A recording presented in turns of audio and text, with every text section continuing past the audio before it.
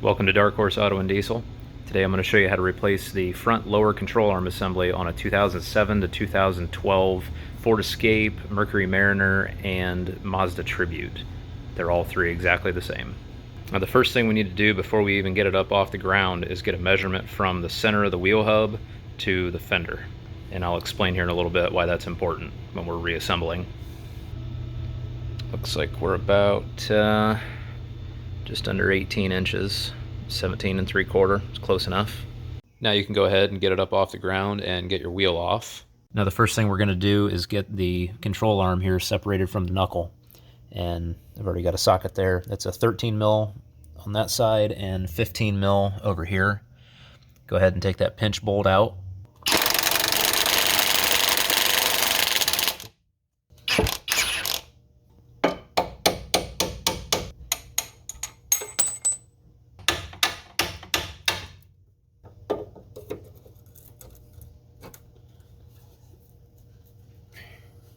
It also helps to have a set of pickle forks.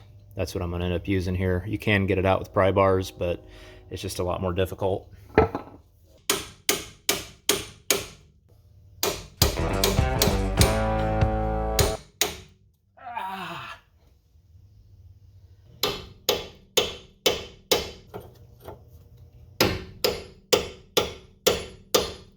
Many unbearable hours later.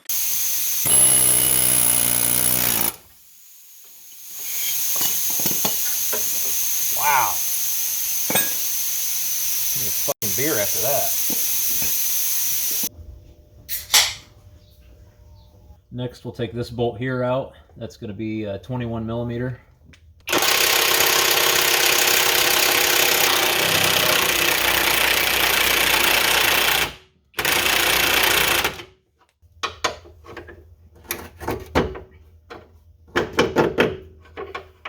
That's good enough for now. Then we'll get this bolt loose here. This one's a 15 millimeter.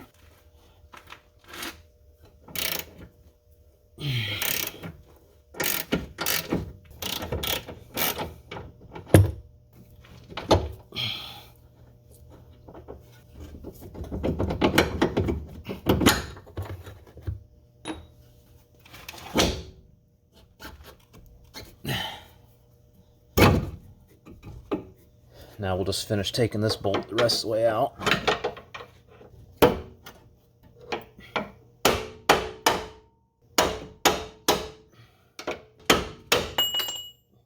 Now we can remove the whole control arm. Now we can get our new control arm assembly slid in here.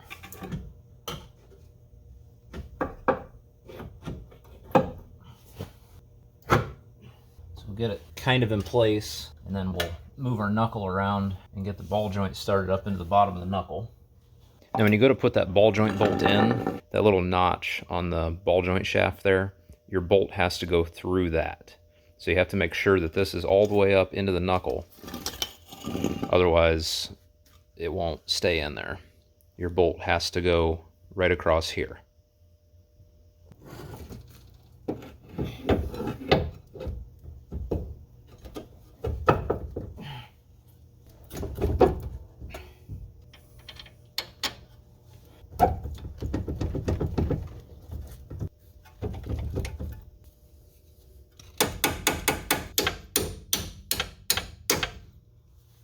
Then we'll just get our nuts started on the other side.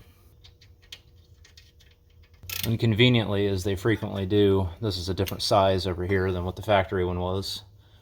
But the torque spec will be the same, just the socket's a different size. Next, we'll get this bolt started in here. And it helps to get a punch in here to try to help center this up a little bit before you start the bolt.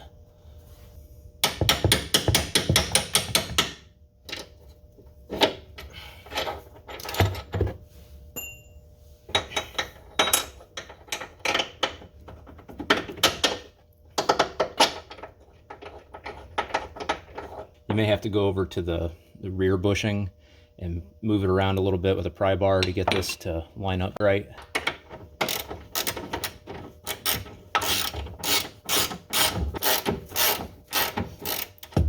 Now we'll stop there. Don't tighten this one down all the way yet. We're getting close to that part where that measurement that we took at the beginning comes in handy. So now what I've done is I've put the floor jack at the end of the control arm underneath the ball joint and lifted up a little bit so that we can get this lined up.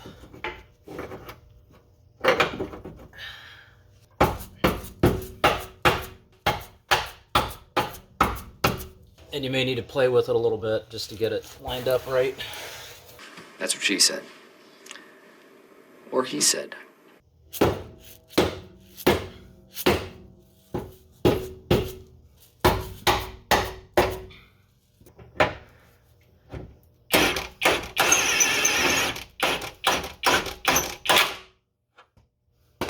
So now we're to the part where that measurement we took at the beginning becomes important. Got it pretty close right there. Doesn't have to be perfect. So just jack it up until you have that measurement that you took at the beginning or close to it. And the reason for that is it's mainly for this bushing here. If you tighten this down with the suspension fully extended, this bushing is going to be kind of stuck in that position like that, and it's going to wear it out prematurely. You want to torque this down in a neutral position with the weight of the vehicle. So now that we got the control arm jacked up, now we can torque our bolts down. And we're going to do this one first just because I want to get the jack out of the way. The rear bushing and the ball joint up here, those can be torqued down at any point in time. You don't have to worry about lifting the suspension up to do that. It's just the front one that you have to worry about. So now we are going to go ahead and get that bolt tightened up to 85 foot-pounds.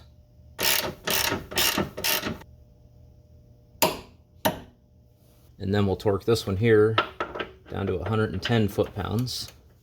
Then we'll tighten the ball joint bolt to 46 foot-pounds. And I prefer to do this on the nut side, not the bolt side.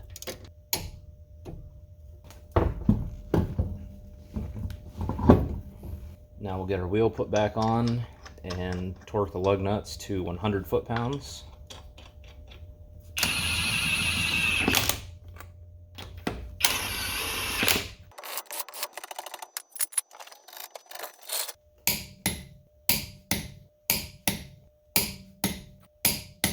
And at this point, you're 2 steps away from being completely done.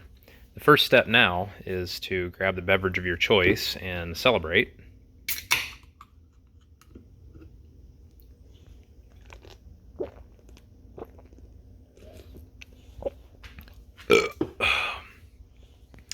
And then the last step you'll do after about 50 to 100 miles, you need to retorque your lug nuts. I've neglected to do that step before and nearly paid the price for it, so don't forget to do that part.